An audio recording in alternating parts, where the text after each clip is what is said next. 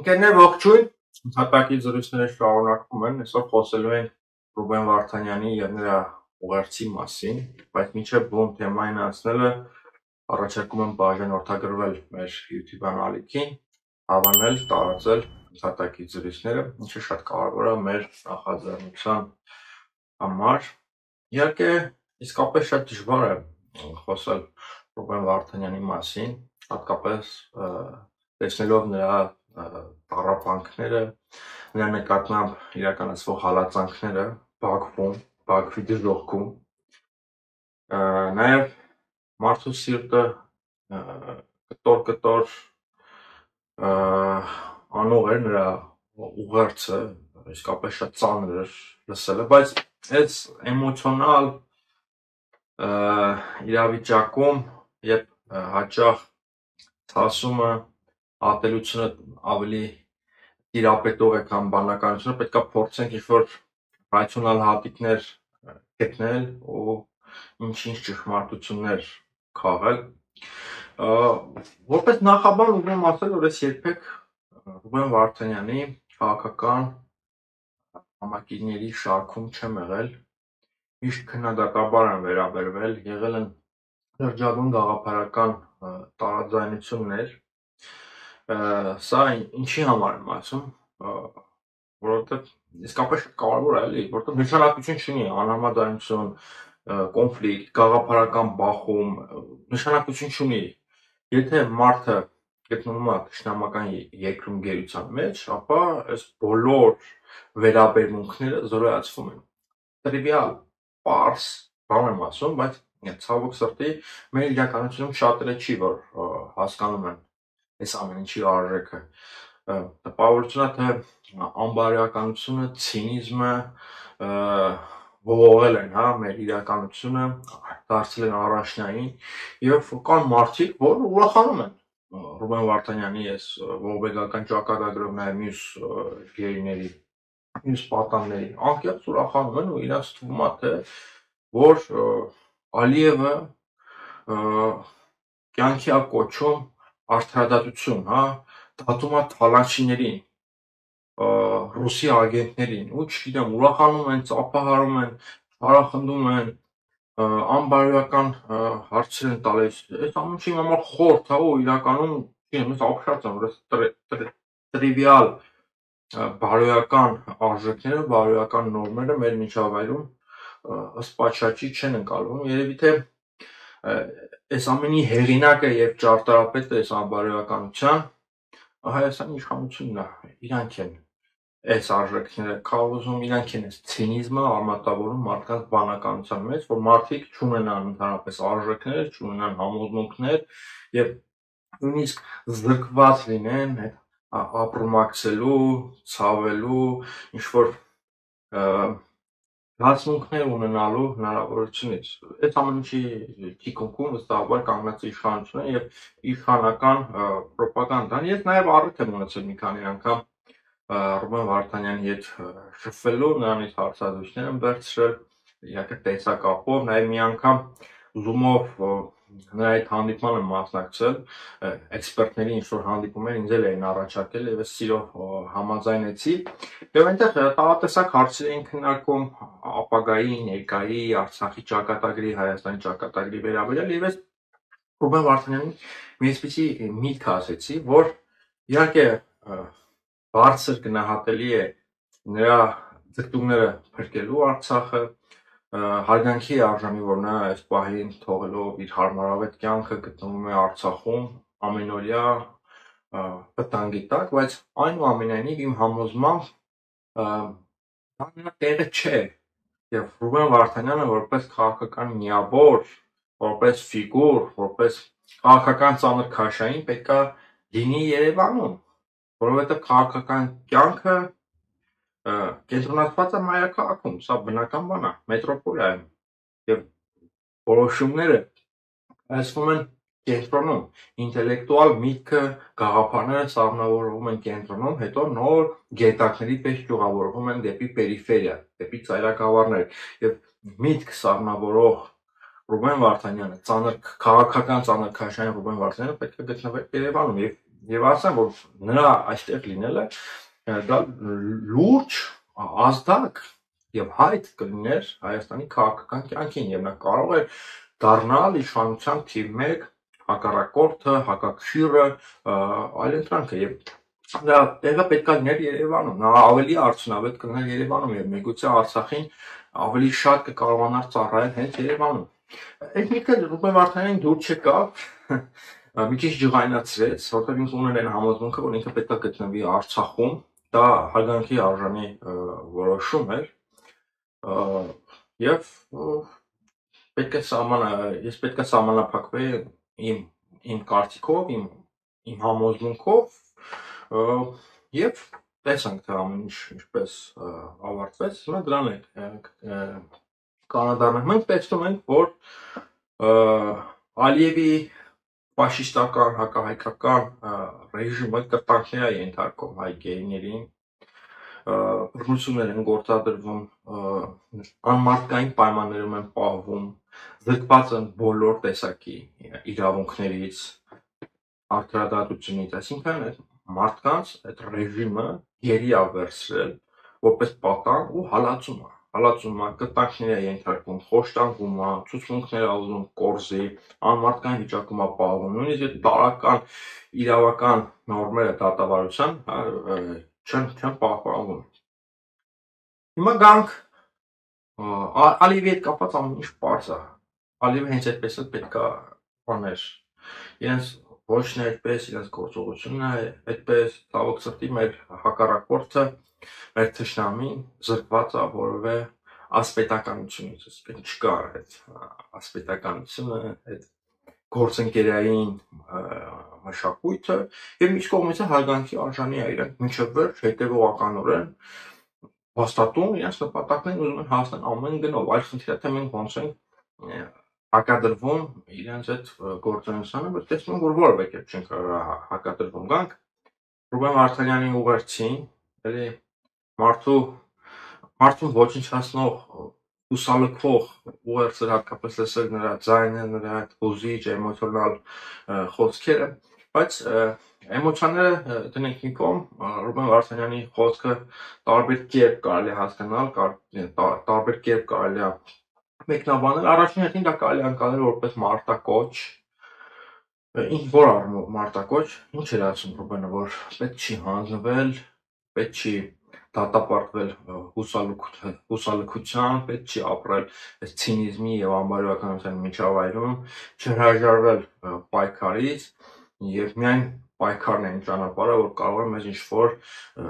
դրական հանգրվանի հասնել որպես հավաքականություն, որպես ազգ, որպես պետություն, բայց նաեւ Ռուբեն Վարդանյանի ուղերձում նկատվում էր Ադրբեջանի հետքը, մասնավորապես նա իր խոսքում հավասարության նշան դրեց Սումգայիթի ջարդերի, Սումգայիթի ցեղասպանության եւ Խոջալուի հորինված Ադրբեջանի կողմից քարոզչական թեզ օգտագործվող Խոջալուն, այսինքն Սումգայիթի եւ Խոջալուն նույնացվեցին, այստեղ այս առումով Ռուբեն Վարդանյանին չի կարելի մեղադրել, պետք է հասկանալ թե նա որտեղ է գտնվում, ինչ ռեժիմի է, հակահայկական ֆաշիստական ռեժիմի բանտում անապահովում եւ կողմնակի շատ ազդեցություններ կարող են ներգործել, ազդեցություն թողնել, ինչ ասած կարելի լինի, մենք չգիտենք այդտեղ ինչ է կատարվում, բայց այնուամենայնիվ պետք է հստակ ֆիքսենք, որ Սումգայիթը եւ Խոջալուն որևէ կերպ չի կարելի նույնացնել, Սումգայիթում իսկապես եղել են հայերի ջարդեր, էթնիկական պատկանելությունից ելնելով, այնտեղ մարդկանց ջարդել են, էթնիկ զտումներ են արել զուտն համար, որ նրանք հայ են։ Նույնը եղավ նաեւ իսկ Խոջալույում հայերը ոչ մի չեն սպանել։ Ես չեմ ուզում էլի մեզ հրեշտակ դարձնել Հայաստանին, հայերին հրեշտակ դարձնել, մենք էլ ենք շատ անթույլատրելի բաներ արել պատերազմի ժամանակ, պատերազմը ամեն ինչ կարող պատահի, ամեն ինչ,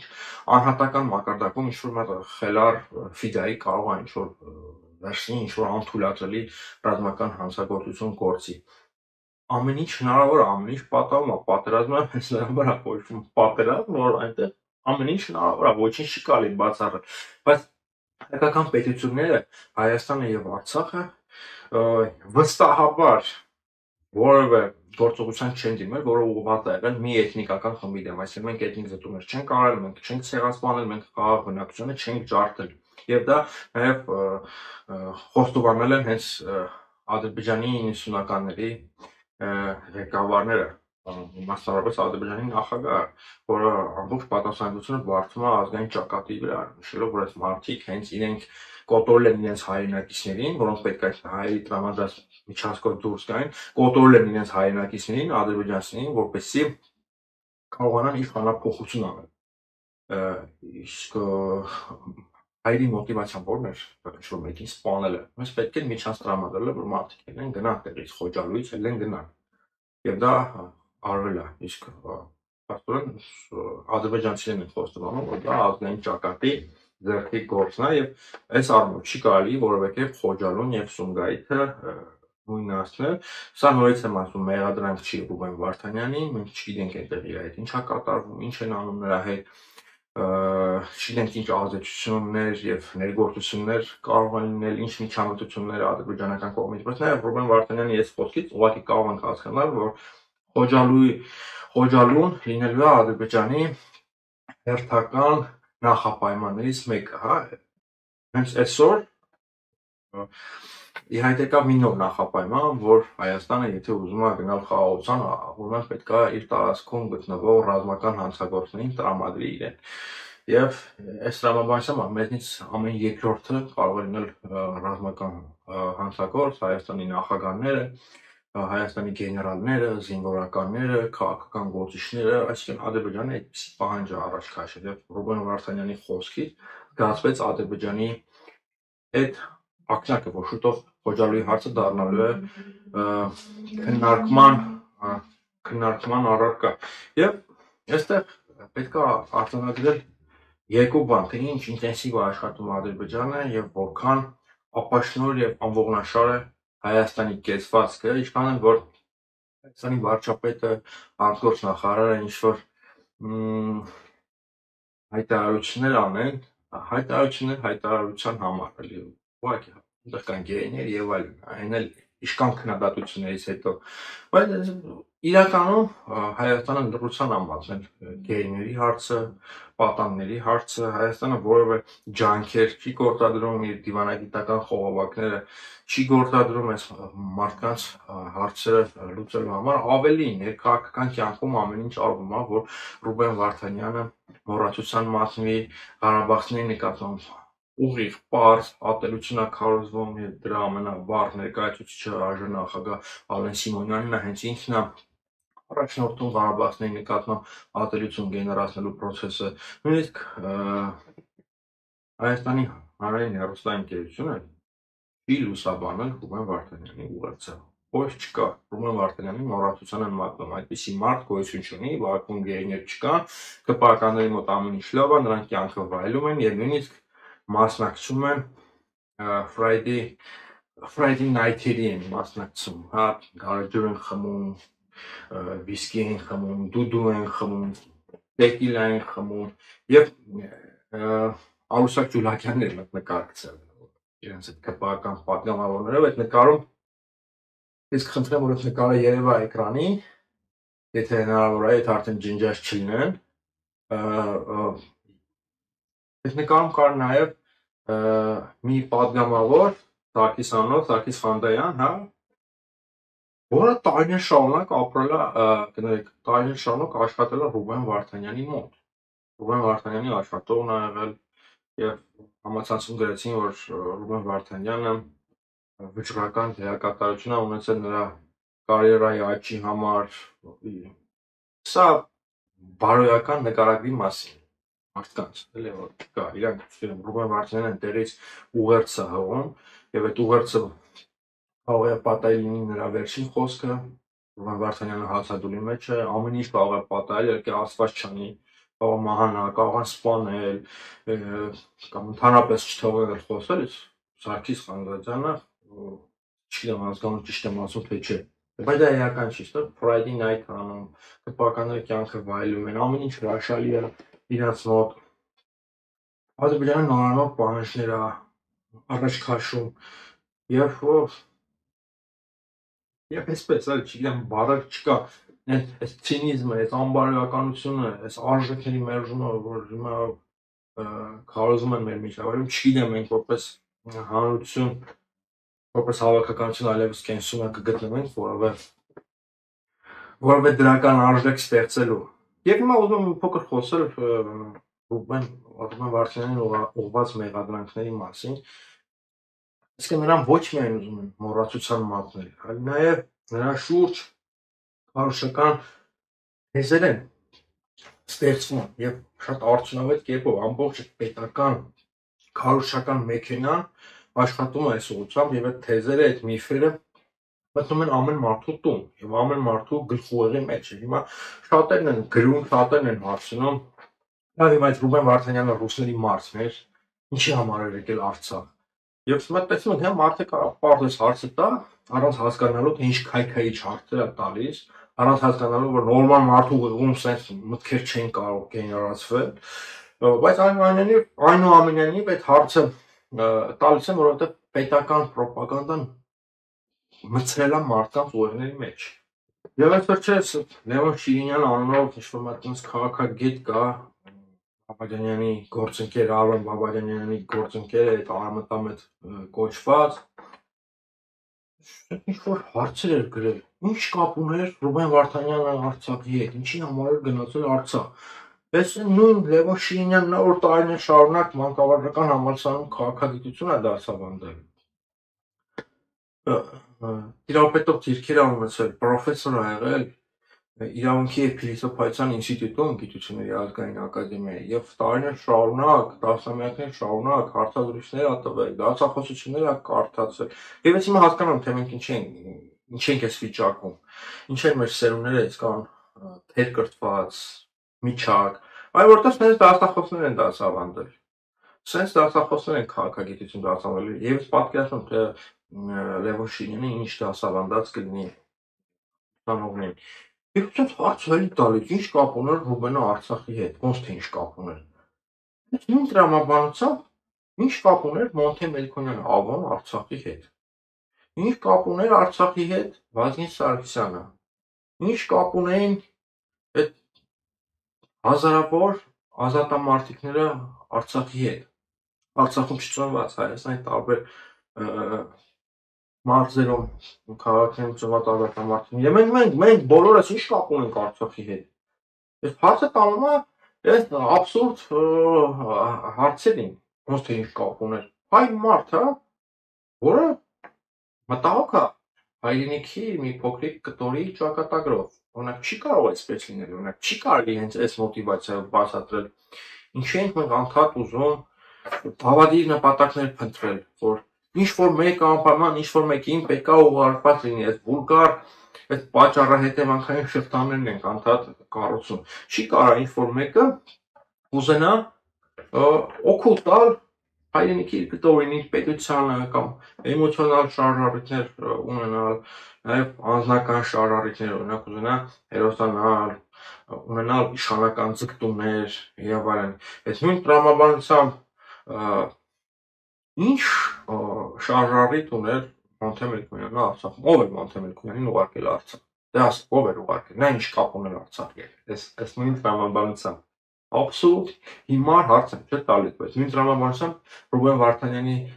հետ կապված հարցն է, չէ, абսուրդ եւ հիմար։ Հայ մարդը ամբողջ կյանքը նրա ուշադրությունը կենտրոնացած է եղել հայկական միջավայրի վրա, հայկական իրականության վրա, նա Հայաստանում տասնյակ արժեքավոր պրոյեկտներ է իրականացրել, զբաղվել է բարեգործությամբ, փորձել է ամեն կերպ օգուտ տալ Հայաստանին, Հայաստանում քաղաքական հայտ է ներկայացրել եւ այս առումով որքանով է տեղին այս հարցը տալիս, ինչ կապ ունի Արցախի։ Այսինքն Արցախի ճակատագիրը պետք է մենակ արցախցիները տնօրինեն։ Այդ ինչի է 2020 թվականից առաջ բա տեն շեյք մտածում։ Հիստերիկի պես գոռում եք Արցախը Հայաստան է եւ վերջ մերժում եք բանակցությունները, այս հիմա Արցախը ծանր վիճակում հայտնվեց, սկսեցիք բան, հա, դիստանցավորվել, դա արդեն բան Հայաստան չի, դա հայկական աշխարհ չի, հայկական հող չի եւ նրա ճակատագիրը պետքա որոշեն միայն արցախցիները։ Ու սա պատճառ է դառնում այն անբարոյական թեզին, որ իշխանությունը նորից տարածեցին, որ արցախցիների ցավը արցախցիներինն է, Արցախի կորուստը արցախցիների ցավն է։ Եվ մենք միայն բանը փախստական ընդունող կողմ, երրորդ կողմ ենք, մենք կապ չունենք եւ հենց այսպես Արցախյան հակամարտությունը դարձավ ինչ-որ մի հումանիտար անկապ հարց եւ մենք որպես երրորդ կողմ ընդունում ենք նրանց այդ փախստականներին այնպես ինչպես որ չգիտեմ Գերմանիան կընդունի պաղեստինցիներին, հա, այդ հոգատարությամբ ապրոմակցող, բայց հստակ պետքա ֆիքսել որ այդ Արցախի կորուստը մարդկանց ցեղասպանությունը դա միայն հո արցախցիների ցավը չէ, դա համահայկական ողբերգություն էր։ Դա նաև իմ ողբերգությունն է, հետո ինչ որ ես այնտեղ չեմ եղել։ Իմ Արցախի տարբերությունն է նա, որ ինքը ես մայրաքաղաքի բնակիչ եմ, ինքը ապրել է ռազմաճակատային գոտում։ Եվ հետո այսինքն տարանջատումը պետք չէ իմացնել։ Արցախ կորուստը դա արցախցիների ողբերգությունը չի միայն, դա համահայկական պրոբլեմա կամ մյուս միֆը,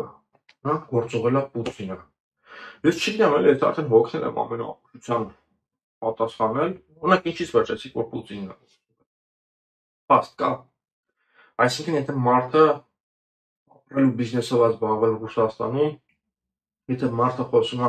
ռուսերեն, ուրեմն Պուտինն է ուղարկել, օրինակ ինչի նույն տրամաբանությամբ չեք պնդում, որ օրինակ Ռուբեն Վարդանյանին Արցախ է գործուղել Մեծ Բրիտանիայի թագավորը, Ֆրանսիայի նախագահը, ԱՄՆ նախագահը, չէ՞ որ Ռուբեն Վարդանյանը համաշխարհային մասշտաբի գործիչ է եւ ինքը համագործակցում էր նրա համագործակցության շրջանակը շատ լայն էր եւ միայն Ռուսաստանով չէր սահմանափակվում, նա ակտիվ կապեր ուներ եւ Արևմուտքում եւ Ամերիկայում եւ Մեծ Բրիտանիայում ամենտեղ եւ ինչա հենց Պուտինը նրան գործուղել, ինչից վերջացի կամ Պուտինին ինչին էր պետք Ռուբեն Վարդանյանին գործուղել Արցախ, ինչին էր պետք որ Պուտինը պետք է գործուղել եւ այդ միտքը ասում են նույն մարդիկ, որոնք պնդում են թե Արցախ Պուտինն է հանձնել Ադրբեջանին եւ հիմա տեսեք ինչ հակասություն է իհայտ գալիս Պուտինը ուզում էր Արցախը հանձնել Ադրբեջանին եւ հանձնեց, բայց այդ նույն Պուտինը Արցախը ուղարկում մեկին, Ռուբեն Վարդանյան անունով, որը պետք է պայքարի Ադրբեջանի դեմ, որ թույլ չտա մնացյալ տարածքների Ստեփանակերտի օկուպացիան, այսինքն հակասություն չեք զգում, այսինքն Պուտինի դեմ հաստատ պայքարը։ Մի կողմից Արցախը ուզում է հանձնած լինի, մյուս կողմից Ռուբեն Վարդանյանին ուղարկում է, որ թույլ չտա։ Եվ ստեղից ճյուղավորումը մյուս բանը, դա Ռուբեն Վարդանյանին դրա համար պատժում են, ռուսներն են պատժում։ Նրանք իրենց հույսը դրեցին ռուսների վրա, դրա համար պատժում են։ Սա իրականում շատ հիմար թեզեր են, քայքայի, մարդուն անբարոյական դարձնող, մարդուն մերկացնող, բարոյական տեսանկյունից մարդուն մերկացնող, բոբիկացնող թեզեր են, եւ այդ մեր հայրենակիցներին առաջարկում եմ չարձագանքել այս քարոզչությանը եւ չհավատալ այս քարոզչությանը։ Իրականում որևէ անմեղ սուրբ մարդ չկա, բոլորն են ունեն մեղքեր, Ռուբեն Վարդանյանն էլ ունի մեղքեր, Բակո Սահակյանն էլ, Արկադի Ղուկասյանն էլ, Լևոն Մնացականյանն էլ, բայց չենք ասում էլի, որ բոլորը անհեղ սուրբ հերոսներ են, չէ, բայց նրանք մեր մարդիկ են, մեր, բանալի բառը մերն է, էլի պետք է հասկանալ մերն է, եթե մենք ունենք Բակո Սահակյանի հետ կոնֆլիկտ, Բակո Սահակյանի կոնֆլիկտը պետք է մեր իրականությունում լուծենք, տարրական բարոյականությունը, քաղաքականությունը, քաղաքական մշակույթը դա է ենթադրում, եթե իհարկե մենք ազգ ենք, հանրություն ենք, պետություն ենք, այլ ոչ թե նստենք բորենու պես, նախ թիկունքից հարվածող բորենու պես չարախնդանք, որ տեսակ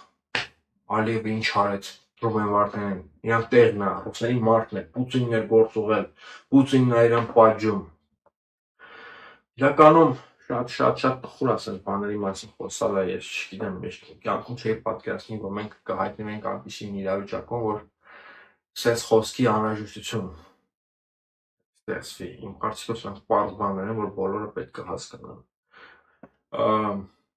Նորից կրկնենք, Հայաստանը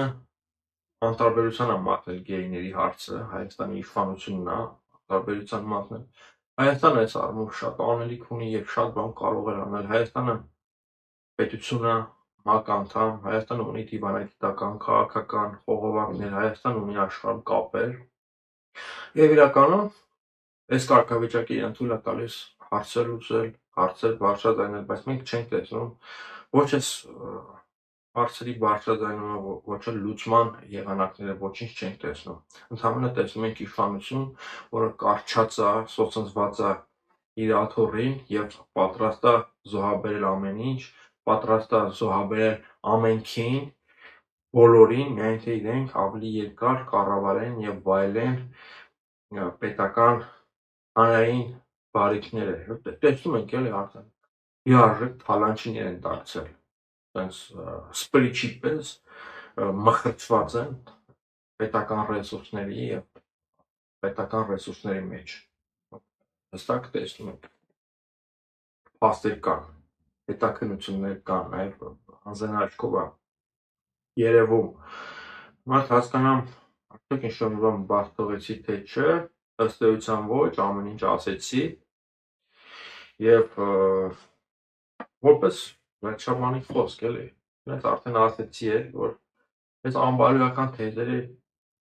պետքա շրջանցենք, լուրջ չընդունենք, չհավատանք, այդ բարոյական արժեքները պետքա մեր միջավայրում փորձենք նորից տիրապետող դարձնել, ապրումակցումը, ցավը, ազնվությունը, չփորձենք անդադ ինչ-որ դավադիր սխեմաների մեջ մտնել, սա նրան ուղարկեց, սա նրան, չգիտեմ, ռուսը, Պուտինը, ամերիկացին, Թրամփը, մի հատ պետքա լրջանալ էլի, վերջո, եւ նաեւ շնորհակալություն հայտնենք Բաքվում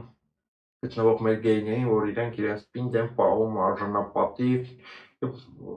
մեծ պարզերես են անում, բնականաբար ամբողջությամբ չեն կարող անել, բնականաբար որ իրենց չեն կարող այնպես պահել, ինչպես Երևանում, որովհետեւ նորից եմ ասում, ֆաշիստական ռեժիմը, հակահայկական, հայացյաց, ինչքան որ կարողանում են անում են, եւ Արցախի ղեկավարները, եւ Ռուբեն Վարդանյանը, եւ գեներալները, եւ վստահաբար մենք էլ պետք է ելքեր որոնենք այս ցավոտ հարցերը լուծելու համար։ Հարցերը ցավոտ են, բայց լուծելի, անլուծելի հարց չկա։ Ինչևիցե այսքանը, շնորհակալ եմ, կհանդիպենք, իսկ մինչև հեռանալը առաջարկում եմ, որ բաժանորդագրվեք մեր YouTube անալիքին, հավանեք, տարածեք ընդհատակի զրույցները, ինչը շատ կարևոր է։ Լավ մնացեք։